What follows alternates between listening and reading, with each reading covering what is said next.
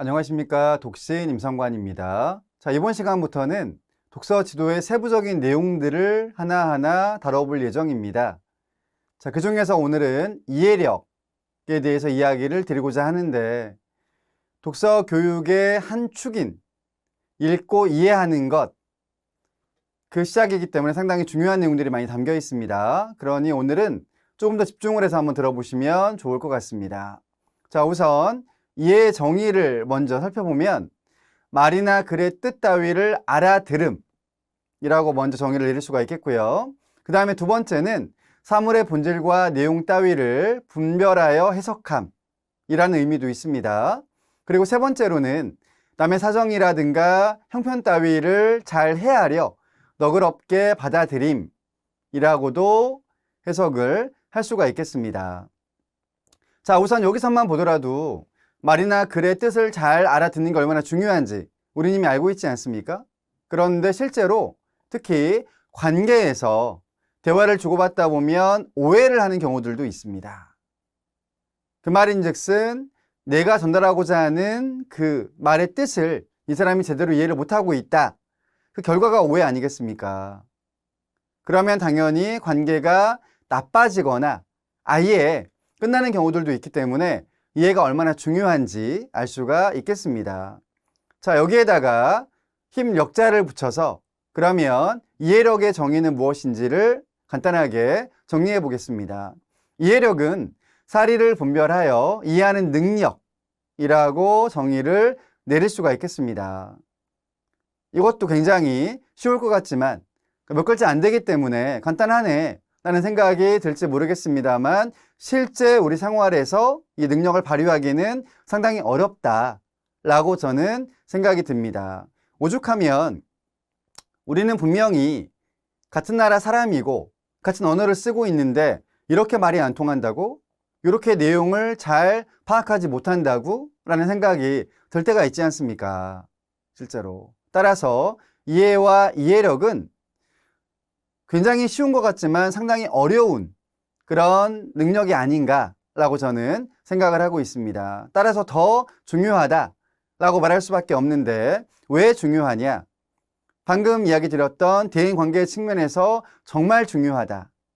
저도 오죽하면 그렇게나 말이 통하지 않는 분이라면 이제 관계를 정리하시면 어때요? 라고 제안하는 경우도 있습니다. 이게 상담가로서 해서는 안 되는 이야기일 것 같지만 너무 힘들면 사실은 그 관계를 접는 것도 좋은 방법일 수 있죠. 그러나 문제는 이렇게 이야기를 드렸을 때 저희 가족입니다 라고 답이 온다는 거죠. 그럼 정말 곤란하잖아요. 왜냐하면 가족은 영원히 끊어낼 수가 없는 사이이기 때문에 그러면 조금이라도 이해할 수 있는 방안들을 다시 모색을 해야 되는 어려움이 생기는데 어쨌든 가족이든 친구든 회사 동료든 이웃이든 이 관계야말로 가장 어렵지 않나. 그런데 그 어려운 이유는 이해하기가 어려워서가 아닌가라고 생각이 듭니다. 그 다음 이해력은 당연히 교육에도 상당히 큰 영향을 미치겠죠. 독서 교육이든 학습 능력이든 이런 부분들도 이해력과 관계가 있다라고 설명을 해야 되겠습니다. 자, 그런데 만약에 어떤 사람이 이해력이 부족해 보여 그런 느낌이야 라고 한다면 만약에 이제 자녀가 혹은 우리 반 학생이 그런 맥락이다 라고 한다면 한번 점검을 해보는 것도 권장을 합니다. 그러니까 저는 무턱대고 가서 검사해 보세요 라고 이야기를 하는 사람은 아니거든요. 그런데 필요하다면 특히 의심이 된다면 그럴 때에는 확실하게 확인을 하고 그런 다음에 빨리 적절한 개입을 하는 것이 도움이 되기 때문에 그럴 때라면 주저하지 마시고 당장 가서 점검을 받아보세요 라고 제안을 드립니다. 자, 그러면 이해력이 부족하다면 어떤 측면에 대한 점검을 받아볼 필요가 있겠는가? 세 가지로 정리를 해보았는데 첫 번째는 지능 점검입니다. 지능은 독서든 학습이든 또 나아가서는 관계에도 영향을 끼치는 요소가 되겠죠. 아무래도 지능이 흔히 말하는 그 정상 범위에 있는 지능이 아니라고 한다면 경계선이든 혹은 지적인 장애에 있는 상황이든 그렇다고 한다면 아무래도 이해력이 부족할 수 있다라고 이야기를 합니다. 그러므로 이제 그 결과로 관계도 어렵고 또는 독서라든가 아니면 학습도 어려울 수밖에 없다라고 비교를 시킬 수가 있겠죠. 그렇기 때문에 가장 먼저 지능 점검을 해보실 것을 권장을 하고요. 그 다음에 두 번째, 나아가서는 난독증에 대한 점검. 특히 읽는 거라든가 듣는 거에서 뭔가 어려움이 있다. 그러면은 그 또한 난독증의 한 양상일 수가 있기 때문에 점검을 해보실 필요가 있다라고 이야기를 하는데, 추후에 또 설명을 드리겠습니다만, 지능을 먼저 점검을 했는데 거기에서 이미 문제가 있다. 그러면 난독증, 종합력 검사할 필요 없습니다. 왜냐하면 모든 것들이 이미 지적인 장애라는 말로 설명이 되기 때문에 그렇습니다. 그런데 만약에 지능은 지극히 정상 범위에 있다 라고 한다면 난독증에 문제가 있는 것이 아닌가라고 점검을 해볼 수가 있고요. 그 다음에 종합력 마찬가지입니다. 즉 종합력이라고 하게 되면 여러 맥락들을 두루 다 더한 다음에 비로소 해석을 하는 그 능력 아니겠습니까? 그런 사람들을 우리는 이해력이 높다라고 이야기를 합니다. 따라서 만약에 이해력이 부족한 양상이라면 저런 부분까지도 한번 점검을 해볼 필요가 있다라고 제안을 드리는 겁니다.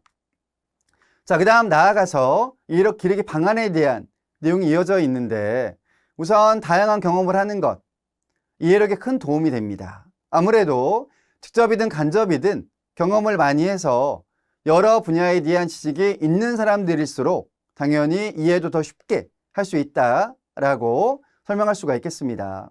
이는 곧 한 사람의 스키마 형성에 기여를 한다라고 이야기할 수가 있겠는데, 스키마는 한 사람이 갖고 있는 경험의 총합, 지식의 총체라고 앞서 이야기를 드린 바가 있죠.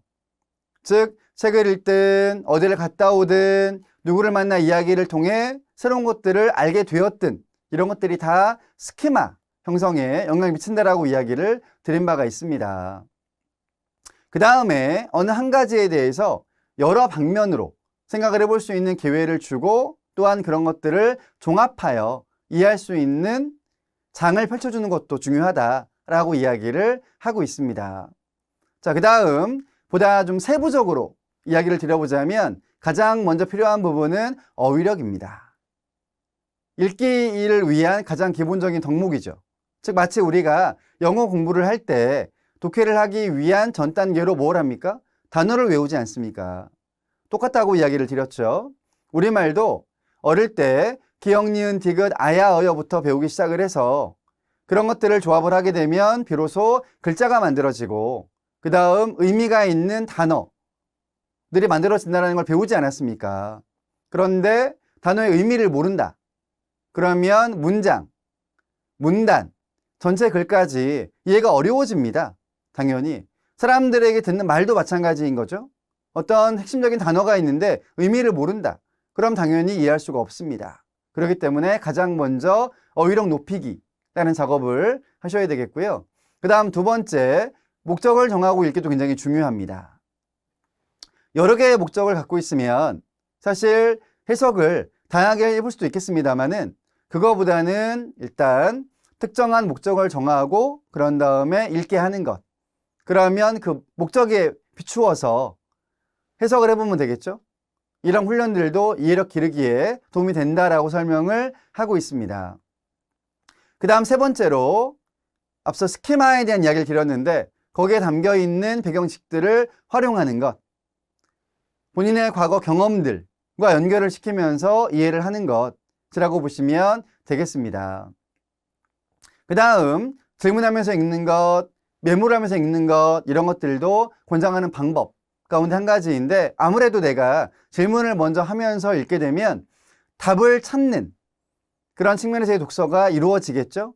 따라서 아마 조금 더 집중을 하면서 탐구를 하기 때문에 이해력에 도움이 된다라고 보는 맥락이라고 생각을 하시면 되겠고요.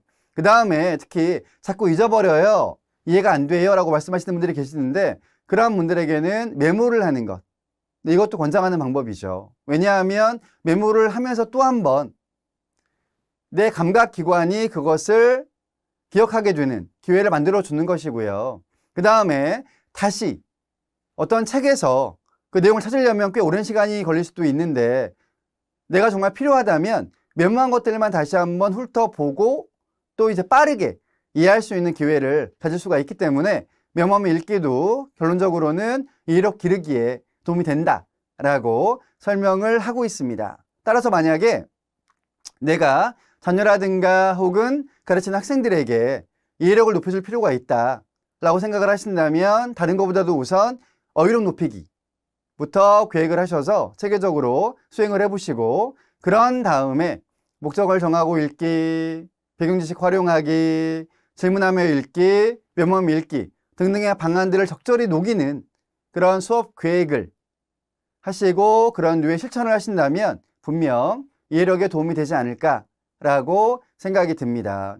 다시 한번 이야기 드리지만 모든 능력들 이런 것들은 나이가 들었다고 해서 혹은 학력이 높다 그래서 자연적으로 더해지는 능력이 아닙니다. 실제로. 따라서 적정한 교육들을 통해서 이 능력을 배양시키는 것이 필요하다라고 이야기를 하는 것입니다. 여러분들 주변에 있는 분들을 보십시오. 가까이 가족들, 친구들, 나랑 동년배, 학력이 높음, 그런데 이해를 잘 못한다. 그런 분들 많지 않습니까? 네, 그렇기 때문에 어릴 때부터 체계적으로 이와 같은 방안들에 의해서 교육을 실시하면 훨씬 나은 사람, 즉 관계 측면에서도 상호작용을 잘하는 사람, 그리고 독서는 물론이고 학습까지도 잘할 수 있는 사람으로 길러낼 수 있다라고 이야기를 드리면서 오늘 내용을 마치겠습니다. 구독, 좋아요, 알림까지 감사합니다. 마치겠습니다.